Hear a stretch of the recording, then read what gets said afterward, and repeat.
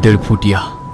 कहते हैं हर शहर में कुछ ऐसी कहानियां होती है जो सच भी होती है और झूठ भी, लेकिन डेढ़ फुटिया जो सिर्फ कहानी नहीं है। कुछ लोग उसे जिन्न का बच्चा कहते हैं, तो कुछ कहते हैं वो अधूरी आत्मा है, और कुछ लोग जो उसे देख चुके या तो जिंदा नहीं बची या फिर कभी पहले जैसा नहीं रहा।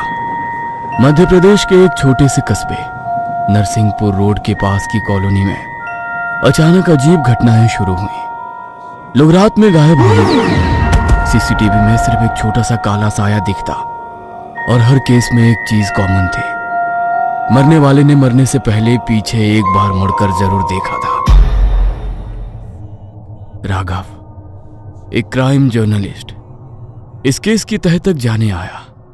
उसे ऐसी कहानियों में दिलचस्पी थी, लेकिन वो अंधविश्वासी नहीं था। ऐसे ही एक रात जब किसी की मौत हुई, अगली सुबह वो थाने पहुंच गया और उसने पुलिस से पूछा, सर, ये तीसरी मौत है, कोई क्लू?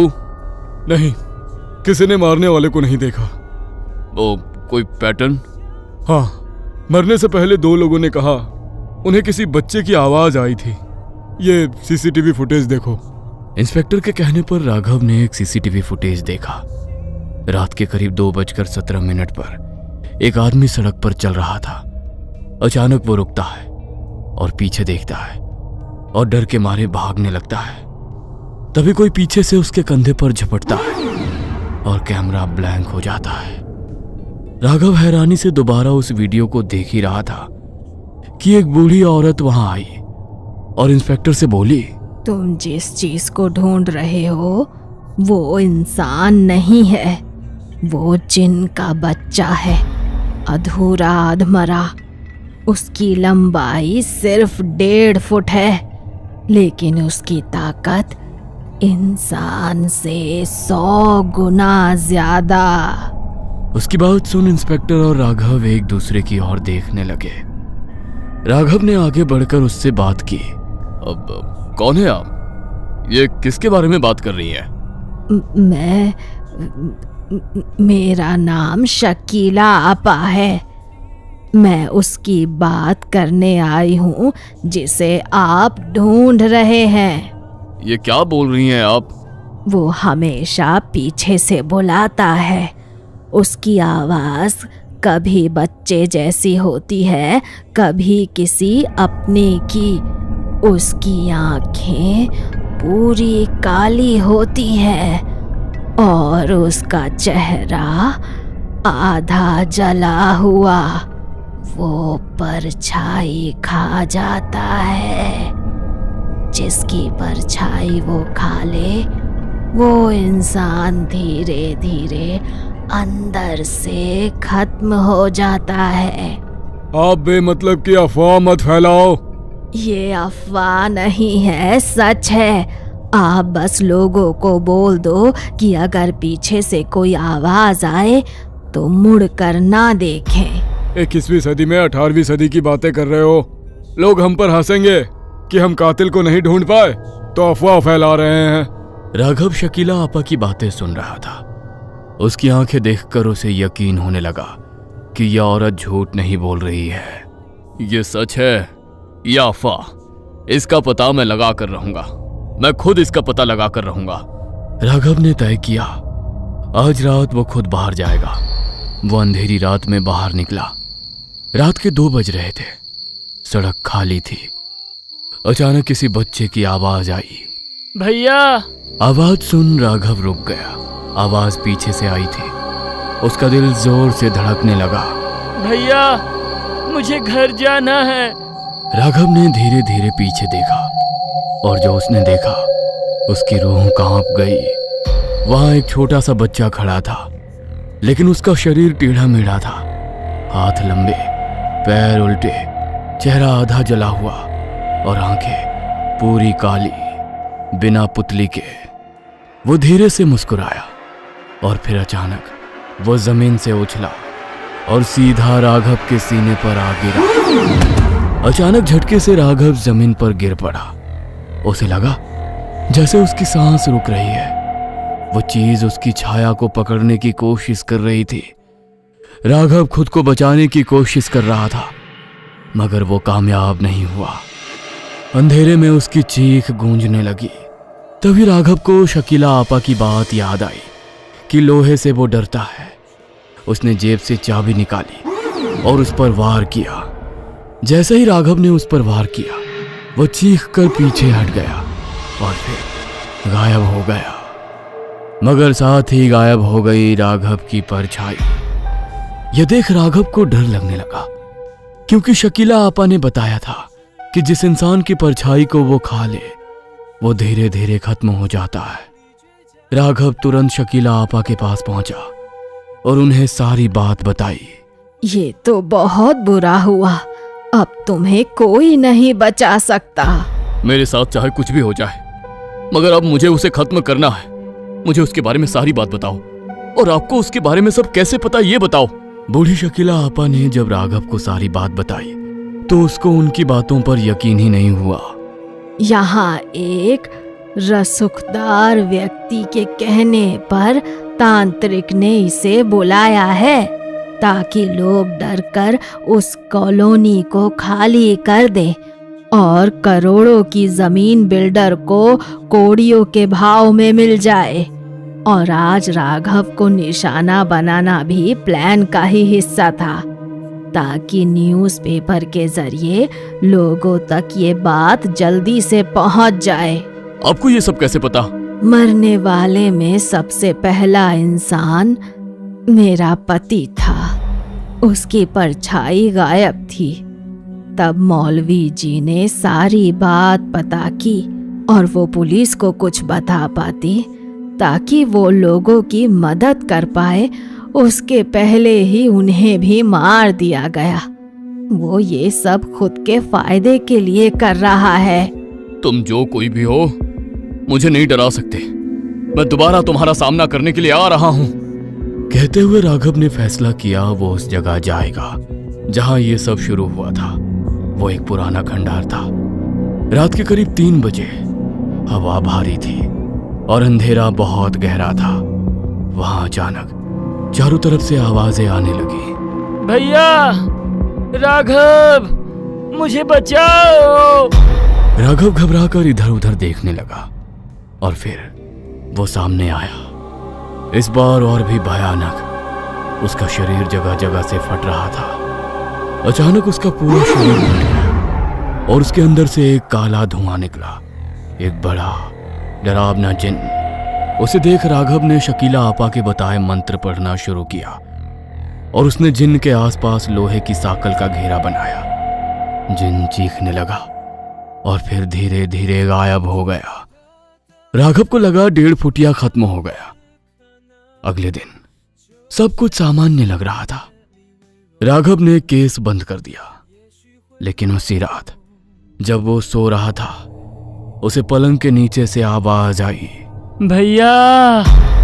उसने धीरे धीरे नीचे देखा और उसके बेड के नीचे 2 काली आंखें उसे घूर रही थी।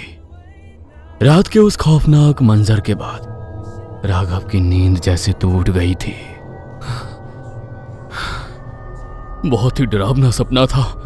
कहते हुए वो पानी पीने के लिए पलंग पर से उठने की कोशिश करने लगा, मगर शरीर हिल नहीं रहा था। उसने महसूस किया कोई उसके सीने पर बैठा है, भारी, ठंडा और जिंदा। धीरे धीरे उसकी आंखें नीचे गईं और वहां वही काली आंखों वाला 1.5 फुटिया वो मुस्कुरा रहा था। अब तू मेरा है, तुझे कोई नहीं बचा सकता। राघव चीखना चाहता था, लेकिन आवाज उसके गले से बाहर नहीं आई। मगर जब वो सुबह उठा तो सब कुछ नॉर्मल था, लेकिन उसकी परछाई अब उसकी नहीं थी। राघव ने ऑफिस के लिए तैयार होते वक्त खुद को आईने में देखा। सब ठीक था, लेकिन जैसे ही उसने आवाज सुन पीछे देखा, उसकी परछाई उसके साथ नहीं हिल रही थी। वो अलग खड़ी थी और उसे घूर रही थी। अचानक परछाई ने मुस्कुराई और धीरे से फुसफुसाई। वो आ चुका है। राघव पीछे मुड़ा मगर वहां कोई नहीं था। अब राघव जहां भी जाता उसे वही आवाज सुनाई देती। भैया। ऑफिस में, सड़क पर, यहां तक कि फोन कॉल में भी।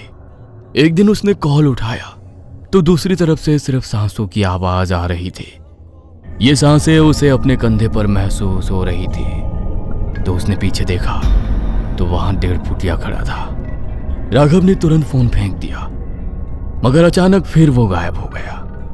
राघव ने सोचा ये सब उसका वहम है, लेकिन उसी दिन उसे खबर मिली जिस आदमी को उसने सीसीटीवी में देखा था कि जो कि मर चुका था वो वापस आ गया है। लेकिन वो इंसान नहीं था। उसकी आंखें खाली थीं, बेजान चेहरा और उसकी परछाई गायब थी। राघव फिर शकीला आपा के पास गया। वो उसे देखकर घबरा गई। तू बच्चा नहीं है, वो अब तेरे अंदर आ चुका है। मतलब? 1.5 फुटिया सिर्फ शिकार नहीं करता, वो अपने लिए शरीर ढूंढता है और तू उसका अगला घर है। यह नहीं हो सकता। उस रात राघव को लगा जैसे उसका शरीर खुद चल रहा है। उसके हाथ टेढ़े मेढ़े हो गए थे। राघव के गले से निकलने वाली आवाज भारी, फटी हुई थी और उसके शरीर से किसी पुरानी कब्र की सड़न जैसी बदबू आ रही थी। भैया। राघव का हाथ अपने आप उठा और उसने आईने पर एक जोरदार मुक्का मारा। आईना चकनाचूर हो गया, लेकिन ताज्जुब की बात यह थी कि राघव के हाथ से खून नहीं निकला। टूटे हुए शीशों के टुकड़ों में उसे अपनी शक्ल नहीं बल्कि उस 1.5 फुटिया के चेहरे नजर आ रहे थे। ये देख राघव पागलों की तरह कमरे से बाहर भागा।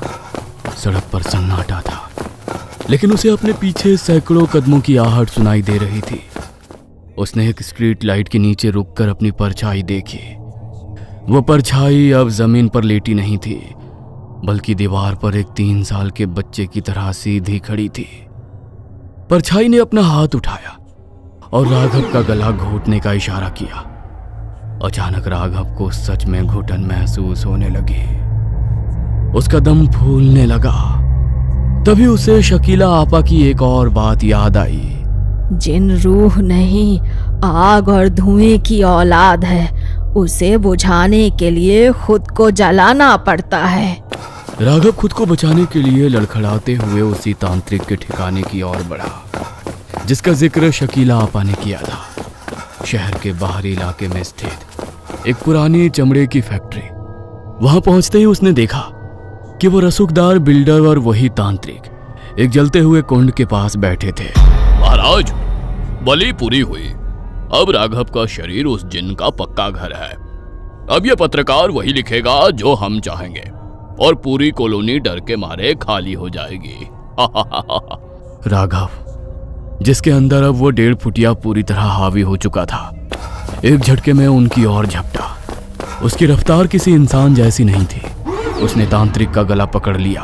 तूने मुझे बुलाया, लेकिन तूने मुझे कैद करने की कोशिश की। अब मैं किसी का गुलाम नहीं हूं। फैक्ट्री में चारों ओर आग लग गई।